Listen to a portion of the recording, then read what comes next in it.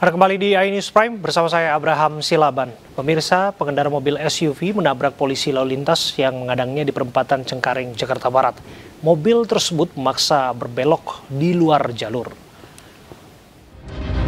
Polisi ditabrak guys sama Pajero Sport. Aksi arogan pengendara mobil kembali terjadi. Kali ini, aksi pengendara mobil jenis SUV dengan nomor polisi B12MGN viral di media sosial saat menabrak seorang polisi lalu lintas di perempatan lampu merah Cengkareng, Jakarta Barat. Dalam video tersebut, seorang polisi lalu lintas mencoba menghadang pengendara mobil yang berbelok di luar jalur. Namun, pengendara yang sudah diketahui identitasnya tersebut justru terus memaksa melintas dengan menabrakkan mobil ke Polantas. Usai bersih tenggang dengan Polantas, pengemudi mobil SUV ini kembali ke jalurnya dan melanjutkan perjalanan. Satuan Lalu Lintas Polres Metro Jakarta Barat telah mengantongi identitas pengemudi tersebut. Jadi anggota kami melakukan penghalangan untuk bisa mengikuti jalur yang sudah ada. Ya.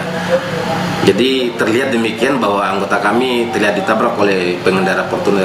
Pengendaranya kami sudah tahu, identitasnya kami sudah ketahui juga, namun perlu kami koordinasikan untuk bisa menentukan langkah lebih lanjut. Hingga kini, pengemudi mobil SUV belum dilakukan penangkapan dan masih dalam penyelidikan petugas kepolisian Satlantas Polres Metro Jakarta Barat. Dari Jakarta, Miftahul Gani melaporkan.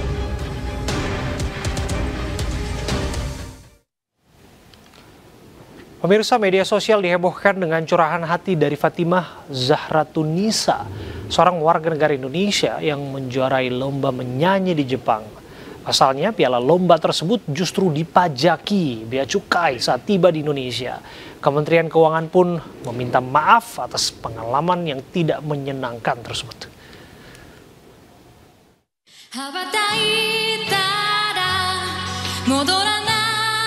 Media sosial dihebohkan dengan pemenang lomba menyanyi yang ditagih 4,8 juta rupiah oleh Direktorat Jenderal Bea Cukai untuk menebus piala yang dikirim dari Jepang.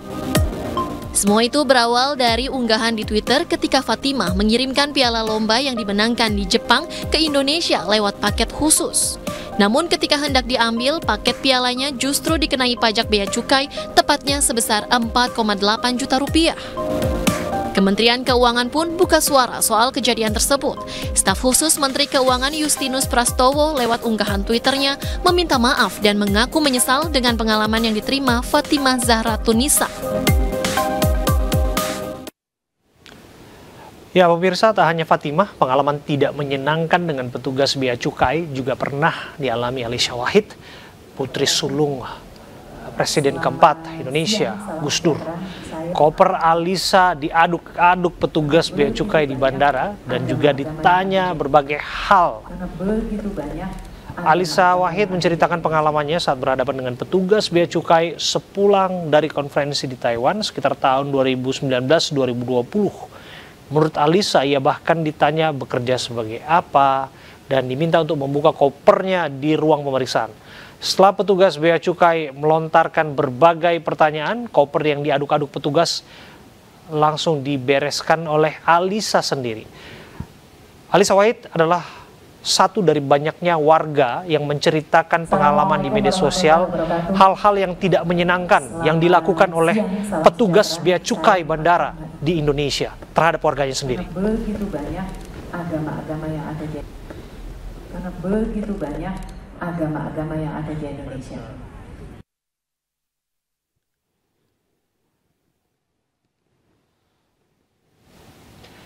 Kita beralih ke informasi lainnya. Bareskrim Polri menggerebek ruko yang disinyalir menjadi gudang penyimpangan pakaian bekas impor di Pasar Senen, Jakarta Pusat dan gudang di kawasan Bekasi Senin kemarin.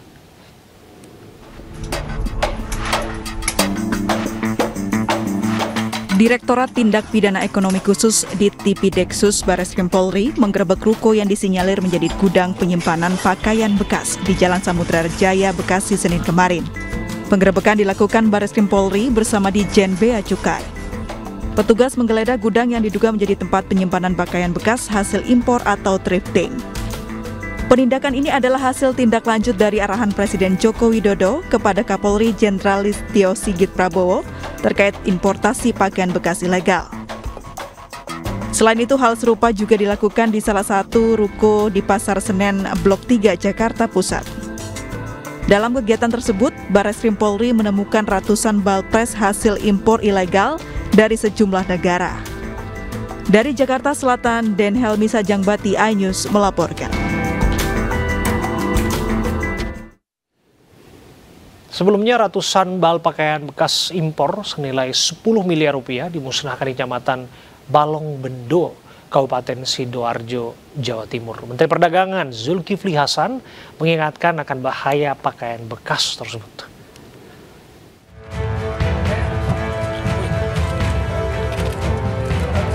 Menteri Perdagangan Zulkifli Hasan memimpin pemusnahan pakaian bekas impor sebanyak 824 bal senilai 10 miliar rupiah Senin siang di Komplek Pergudangan Jaya Park, Kabupaten Sidoarjo, Jawa Timur. Hal ini merupakan komitmen Kementerian Perdagangan dalam pengawasan dan penegakan hukum di bidang perdagangan, perlindungan konsumen, serta industri tekstil dalam negeri. Impor itu yang bekas-bekas tidak boleh. Satu, kecuali yang diatur, misalnya pesawat terbang, kita perlu, kalau baru mahal, bekas boleh. Tapi secara umum, barang bekas tidak boleh. Termasuk pakaian. Ya. Pakaian itu ada sepatu, motor, macam-macam, bekas nggak boleh. Dagang bekas boleh nggak? Boleh, kalau tidak impor. Boleh. Ya, kan banyak di pasar-pasar lowak jualan, boleh. Tapi tidak impor barang bekas. Dan tidak ilegal. Pakaian bekas merupakan barang yang dilarang impor berdasarkan Peraturan Menteri Perdagangan Nomor 40 Tahun 2022 tentang perubahan atas Peraturan Menteri Perdagangan Nomor 18 Tahun 2021 tentang barang dilarang ekspor dan barang dilarang impor. Selain itu, kegiatan thrifting memberi dampak negatif kepada UMKM lokal hingga berdampak pada lingkungan. Tentunya ini akan mengganggu UMKM kita yang sebagian besar adalah pabrik-pabrik produsen garment. Jadi sekitar 80% dari produsen garment ini adalah UMKM. Dan juga ini tentunya tidak hanya mengganggu pasar mereka, tetapi juga mengganggu lapangan kerja. Selain itu, impor pakaian bekas juga berpotensi menimbulkan masalah lingkungan. Terkait hal tersebut, masyarakat Indonesia dihimbau agar lebih mengutamakan dan meningkatkan penggunaan produk dalam negeri, sehingga industri tekstil lokal Indonesia bisa berkembang dan produknya semakin diminati. Dari Tim Liputan, iNews melaporkan. Menjelang bulan Ramadan, Pasar Tanah Abang semakin ramai dikunjungi oleh masyarakat yang membeli pakaian dan keperluan ibadah menjelang bulan Ramadan. Pasar Tanah Abang merupakan pusat penjualan tekstil terbesar se-Asia Tenggara. Meski ramai, para penjual mengaku omset mereka turun jika dibandingkan tahun kemarin, dan hal ini terjadi karena para pembeli dari luar pulau tidak bisa ke Jakarta akibat terkendala harga tiket pesawat yang melambung. Ramainya Pasar Tanah Abang membuat arus kendaraan di sekitar Tanah Abang tersendat.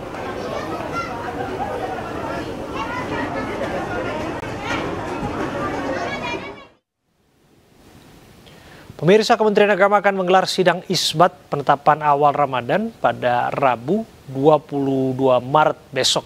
123 titik disiapkan untuk memantau hilal.